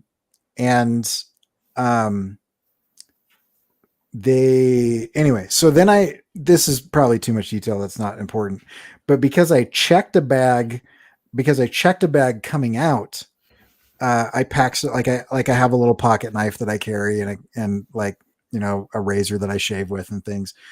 I was like, they're not going to let me fly with this crap. And I definitely don't know where my bag is going to end up, given that I'm getting bounced around all of creation. And at this point in time, I am scheduled to be on 3 different flights because I was like, do not take my name off of any list, any flight that you can get me on, leave me on that flight, And so, for the next like 3 days, I keep getting all these notifications. You're boarding. And I'm like, I'm not even in that state. So anyway, so I have a flight out of Dallas. I have a flight out of somewhere else, Atlanta, flight out of. How do you avoid getting? I can see the rental car, but like when you book a plane ticket, you pay that in advance, don't you? I don't. Not if they cancel the flight. Oh, okay. I see. Okay. Yeah. So. Nice. So they'll comp you with whichever flight you end up on. And you have to actually fly with them for it to work. And so that's the other part of the story at the end is getting some of this money back because it was already paid. I already paid the round trip ticket. Yeah. So anyway, so I get on the plane and it's like, it's delayed. There's ice on the wings. They're like, de-icing multiple times. I'm like, okay, whatever. So, and the whole time I'm thinking, I've got a 14-minute layover to make my flight to Salt Lake. And if I don't, then I'm going to drive 14 hours in a car. And in the meantime, so this is Monday morning, I am watching this storm and the storm moves away from what prevented me from flying out in the first place, directly into the path that I was going to drive. And so I looked and it is sitting on I-15, like north of Salt Lake, about 60 miles or south of Salt Lake, 60 miles to north of Salt Lake to like 120 miles. So there's like a several 100-mile, like just a big swath of red, angry storm on this map that I'm looking at. And so I start looking up the news and there's like cars sliding off the freeway. And by the time I hit that storm, I would have already been driving for like 8 hours. So I'd be tired and I'm like, I don't want to drive through the stupid storm. Anyway, so we land. There is a person on the plane that has been fighting with and verbally sparring with the flight attendants. So they make us all sit in the plane while the police come and cuff him and take him off the plane just long enough so that my flight to Salt Lake leaves while I'm sitting in the plane at the tarmac. And I don't, anyway. So I missed that flight. Wait, I'm sorry. So the storm, hang on. So the storm is following you. Oh man, this is gonna make me actually tear up. It's so funny. No, it's following me. It's following you. Your flight's delayed. You land, and there's a guy getting in like physical altercations with people to where they have to bring the cops to escort him off the plane? So my flight is delayed, which should have made me miss my connection. The pilot made it up in the air so that we landed in time for me to make the connection. Oh, good. We've got a promotional thing. In time for me to make the connection, but we had to wait for the air marshals to like cuff this guy and take him off the plane, which caused me to miss my connection, even though I was at the airport in time, even though the flight was delayed.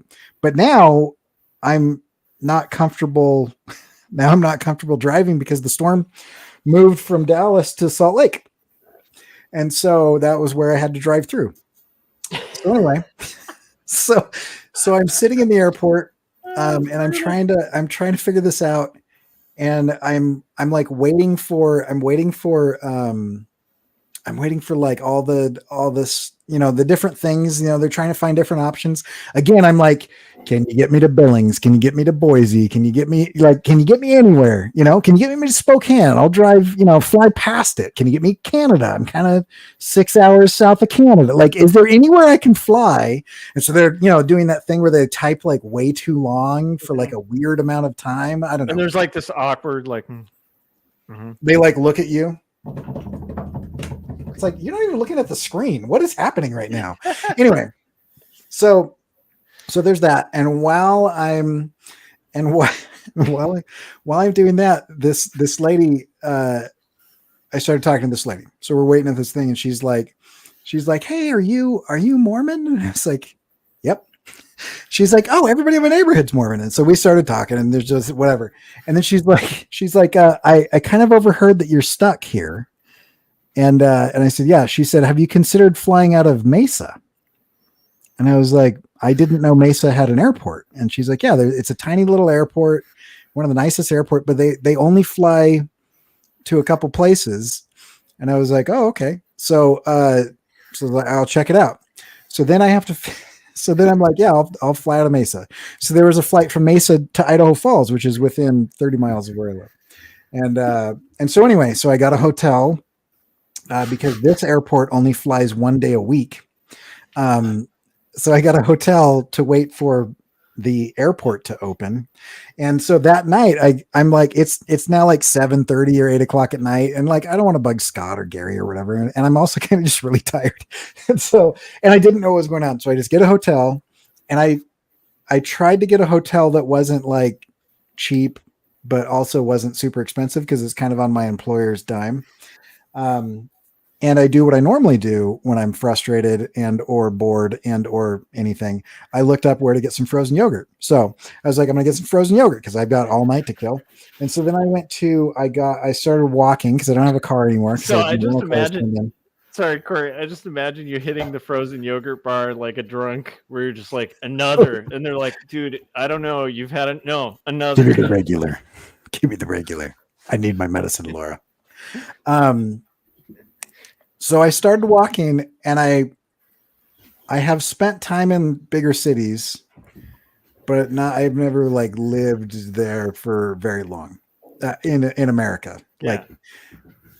But I started to recognize that maybe I shouldn't be outside right now, because I walked by a tattoo parlor, a pawn shop, another tattoo parlor, just an abandoned empty warehouse building with all broken out windows.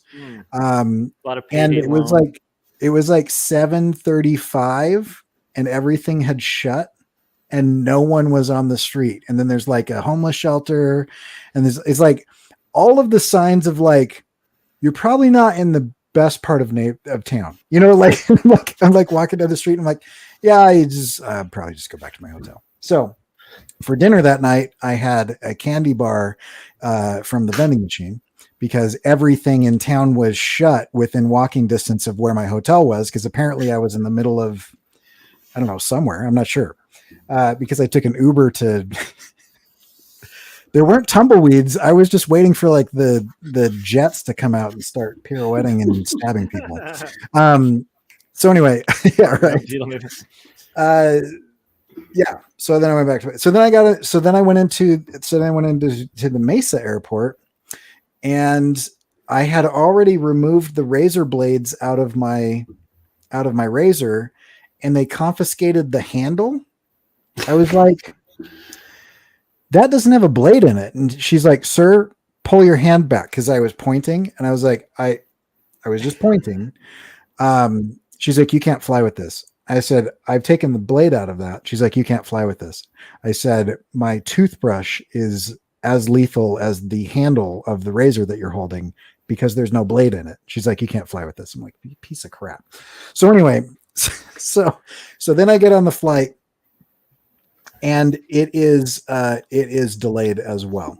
And I'm waiting, and I'm watching the storm travel from Salt Lake north, getting closer and closer and closer to Idaho Falls. And I'm like, I'm going to be here forever. Like, I'm never going to get home. And so, long story short, doing all of that, I still get home on Wednesday. Like, I could have just... You could have just chilled in Atlanta. I could have just stayed in Atlanta and just, Oh and been fine, and then flown out, and everything would have been eating like awesome Southern food and right. You know what it's like? More. It's like the mom in Home Alone who gets in the van with John Candy and then ends up arriving at the same time as the rest of the family who just waited for the flight. Mm-hmm. While having to listen to live polka the entire right. So, that's amazing. Anyway, yeah, so that was probably way longer than everybody wanted to listen to. But I will say this. Beautiful. I will say this. A semi-truck didn't try to hit me. I didn't have to drive a motorcycle through an ice storm. I didn't break down in a car that I bought for $50 in between Mesquite, Nevada and Las Vegas, Nevada, without a cell phone. I didn't have to use shampoo in the oil of my car to make it another 50 miles to that destination. I didn't have to drink sulfur water in the middle of Death Valley in a car that I paid $125 for, that didn't go faster than 27 miles an hour because the ball bearings in the rear were shot.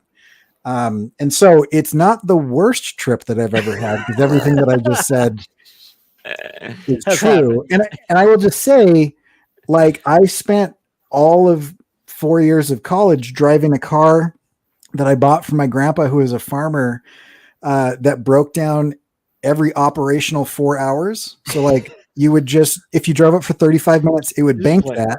And at 4 hours, it would break down, it would steam, it would spit liquid and smoke. And you had to start it every morning by dumping a little bit of gasoline in the catalytic converter and have kind of a small fire bar explosion. So this was, actually kind of a pleasant trip comparatively to the way I usually travel. Jim said, and somehow Corey ended up in Boca Raton, Florida, and now lives with a single mother of two named Claudia. And now is a single mother of two named Claudia. So anyway, that was my flight back. That's hilarious. That's extremely frustrating, but it is especially hilarious juxtaposing that with Scott's, where, I have this visual picture of like people being like, do you want, some peanuts? Scott's like, sure. Oh, you know what? You got a good smile. Here, have a steak on us. And he's like, oh, I guess. I mean, it's free on the flight. They're like, free drinks? Sure. And then it flashes to you, like, just negotiating with different people. Sorry, we can't. I'll say other than when I've been seriously injured, one of the most terrifying things that's happened to me on the road was when I got stuck in an ice storm on my motorcycle and I didn't have any gear. And so I was just wearing jeans and a t-shirt. And so I stopped at a gas station and I bought a fleece blanket and a hoodie, and I wrapped the fleece blanket around myself and shoved newspaper down my pants to like cover my chin and my crotch, because those are the two areas that get really cold. But then after I drove out of the storm, the blanket had kind of worked itself loose, and the blanket wrapped over my shoulder and then got caught in the chain of my motorcycle and almost pulled me off the back of my bike at 110 miles an hour because I was Corey has going you fast. lead a charmed life, Corey. I do Charmed actually. life. Blessed life. I'll tell you this. I think that there's like a cosmic balance because the rest of my life is just freaking amazing. I love it. So I'll take bad travel so that I can have an awesome family and cool job and nice friends and stuff. So That's also Creative South sounds awesome. I at some point I'm gonna have to join you guys there because that sounds fun. And also Atlanta is just like sounds like a fun city to kind of check out. We didn't get to spend too much time in Atlanta, but I could Georgia in have. general. Yeah, well, yeah. Oh, that's true. That's true. That's true. You could have cruised around. It was mostly just Georgia, but Georgia was cool. That was fun. Nice. All right. Yep. That was awesome. We got to wrap it. We're almost at the 2-hour mark. Thanks to everybody who's hit like on this video. There better be at least 15 when we close out because there's 15 people watching right now. I'm just going to be obnoxious about likes more often because I think that's the way to do it. Let's wrap up. Corey, when people want to check out your work or support you, or maybe they heard this story and they're like, man, that sounds like a bad flight. I want to hook Corey up and get a mug with his artwork on it as compensation for his bad karma. Give him some good karma, guys. Corey, where can people pick up your stuff, check out your art, all of that fun stuff? Yeah, you can find my stuff at coreycare.com/store. We'll get you to the good stuff to buy /email. We'll get you to the email newsletter and /nothing. That's not actually a thing. But if you just don't put anything after the .com, it'll just take you to the main page and you can watch some funny cartoons and read some comics and look at some weird illustrations. So, awesome. And people should subscribe to Corey's newsletter as well. It's really good. Cool. Scott, where can everybody wait? Scott closes out. Okay, you're on my channel. If you haven't yet, hit subscribe, hit the bell. That way you get notifications when I'm about to go live. I should be live streaming day after tomorrow. Tomorrow I'm doing a birthday party thing for my sister. So the next day I will be back to live streaming and working on Comics on Air. So if you like comics, you like watching comics being made, subscribe to my channel. Make sure you check that out and pick up Jacob's Apartment or 2 Stories, my 2 graphic novels. And support indie comics. Scott, where can everybody follow you? Also, plug your Patreon because Scott's been dropping some stuff in Patreon that a lot of you guys may not have seen. So, where can people find your Patreon first? I'd say. That's a good cut. I assume if you go to Patreon and type in CircWorks, hopefully you'll find it. I think, or Scott Circlin. It doesn't show not safe for work content, so I think they might true. delist you because of the foot fetish thing. Yeah, that's true. Oh yeah. Wait a minute. No, Corey, that's his OnlyFans. OnlyFans. Scott's OnlyFans is behind a paywall. Right, but yeah, but there will be a lot of cool stuff coming to Patreons. A lot of more exclusive stuff. So if you want to get in there early, plus check out. At some point soon, I'll be releasing a video on a Patreon exclusive video with kind of a tour of the new underground lair. And then there'll be a bunch more stuff coming that way. So yeah, you could definitely check me out on Patreon. CircWorks on Patreon. Yeah, if you can't find it, there's probably a link on one of my YouTube videos for it. I think I would assume. But anyway, I think it's at the end of each of my videos. But other than that, you can find my video content on YouTube. Just search CircWorks on YouTube. You'll find my series Making Comics 101, as well as a bunch of other videos on comics and creativity and all that good stuff. I got a website at circworks.com. You can find a bunch of tools for making comics, as well as my comic book, Young and the Dead, Kids vs. Zombie Adventure story set in the 80s. Think Goonies meets Night of the Living Dead.